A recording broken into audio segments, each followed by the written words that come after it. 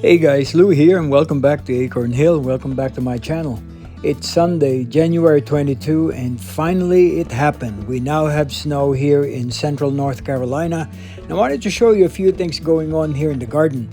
I'm starting off with my little winter tour over here at the west side where I have showing you some footprint tracks, snow tracks on the snow here. We had about 4 inches of accumulation. Those are probably footprints from either a fox or a raccoon. Here I have the espaliered apples that I planted about 4.5 years ago. They are properly pruned and trimmed. Like I said, these are footprints, snow prints, from a rodent, possibly a raccoon or a fox. I don't know. I don't think that would be a cat or anything like that. But this side of the garden has been developed about 1.5 years ago, actually during the time of the pandemic. And coming up on this side, like I said earlier, the espaliered apples that we have been properly pruned. Pretty soon I will be pruning them once we have greenery on top of those little branchlets. But espalier is just a simple way of growing plants and trees horizontally so that you can have these individual twigs and individual branches going up vertically. And those are where the fruits are going to be. These are rosemaries that I have propagated last year from cuttings, which I also will put a link on top of this video. This pergola is what I call pergola number 1, and this is what houses and what frames clematis. These are summer blooming clematis, group 2 clematis that we have. They're usually blue and purple in color.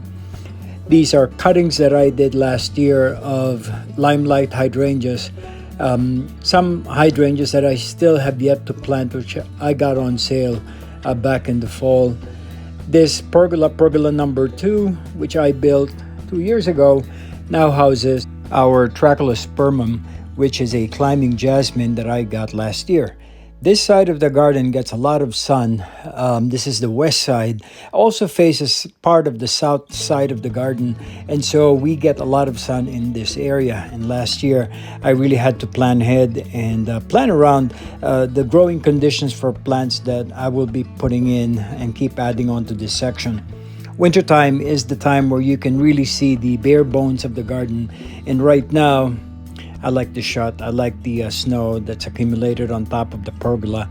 But this part of the garden has a long serpentine path that has gravel on top. And over time, as I kept planting on top of the sides of the garden bed, some soil have landed on the gravel path.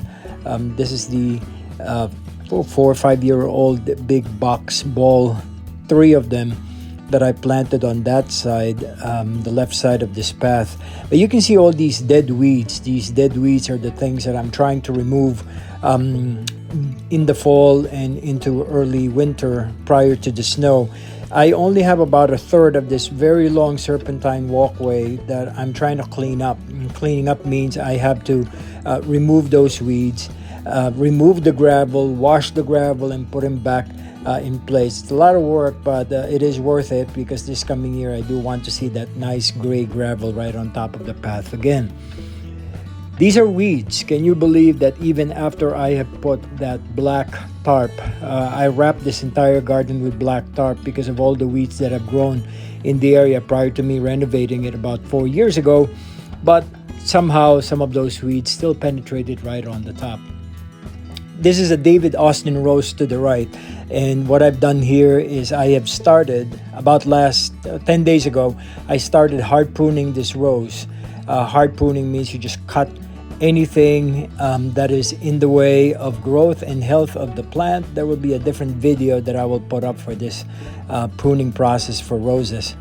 This is a large viburnum that I will also hard prune so that I could get a better shape, a better growth pattern for this plant come 2022 for the growing season. But there's this one volunteer plant, and this is one of my favorite perennials. It's a viburnum. There it is.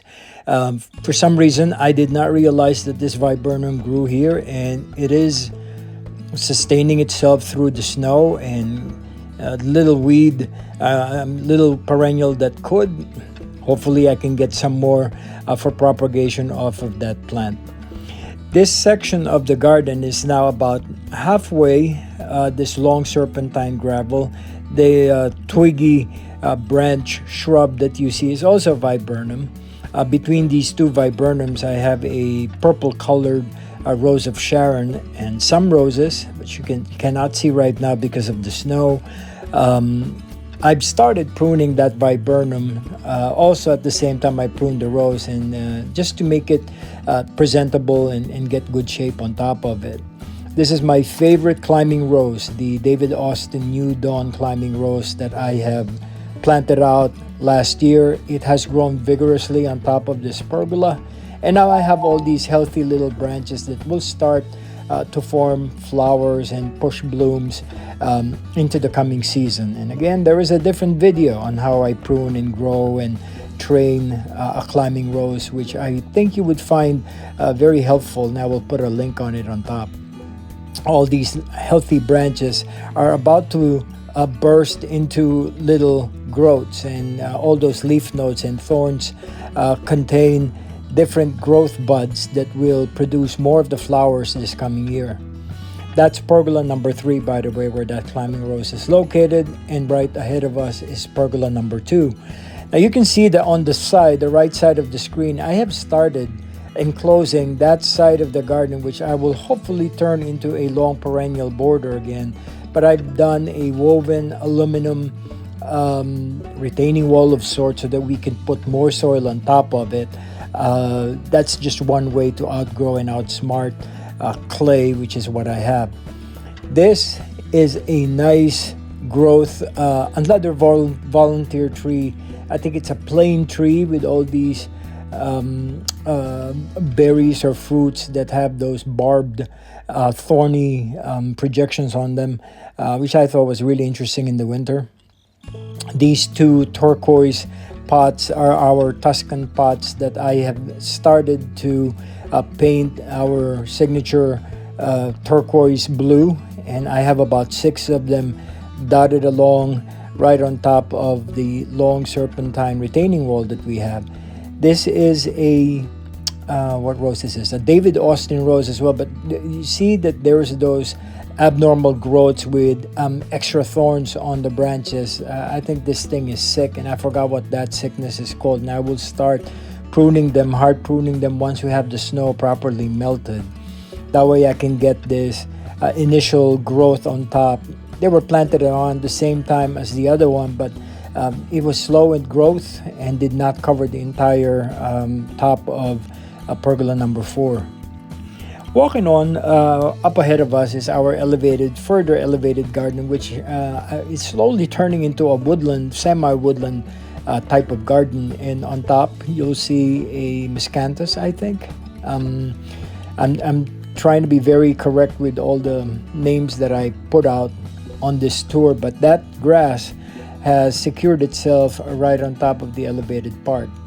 There's our Lutyens bench, which also is flanked on either side by lavender that has grown pretty well and have established themselves into this dry part of the garden.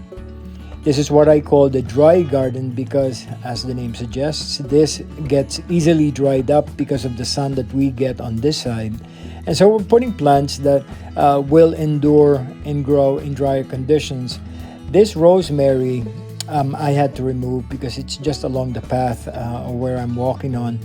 That's the tutor that I built 2 years ago as well. It's secured itself and lasted itself for 2 years into this section, the end section of the garden, which is the east part of the garden. This also gets this is the coolest side of the garden for some reason, maybe the eastern side, but it also faces north. And this is the perfect spot for me to also show you the entire vantage point of the property. That's our vegetable garden. I have all those raised garden beds that has sustained us for so many vegetables that I planted last year. Pardon it blurring. Right in the middle of the garden, you can see the Here we go. You can see the enclosed spot where I have put in all the limelight hydrangeas that we've grown so far. Well, I know it's a very quick tour, but I do appreciate your time. I also want to thank our new subscribers as well as our regular subscribers and viewers of the channel. We are growing, and we're growing slowly and steadily, which is the rate of growth that I like. I appreciate you guys being with me and always listening to what I have to share and view what I have to show on our YouTube channel. It is our channel, as I said in the very beginning. I have a few more videos, older ones that I really haven't put together yet, which I will start putting together for you guys. Things that involve bulb planting and tips on certain growths and certain specimen plants that I wanted to share with everybody. I hope you all are having a safe winter. For those of you who are viewing from outside the United States, I hope that you are keeping safe and keeping healthy at the same time. If you like my videos, or if this is your first time stumbling on my channel, it would help me greatly if you would hit on that like button, and more importantly, hit that subscribe button. Be part of the fold, and welcome to Acorn Hill. I'm really happy to be back, and 2022 promises to be a good growing year for everyone. For now, this is Louie. Thanks for tuning into the channel, and we'll see you back here in Acorn Hill. Bye-bye for now.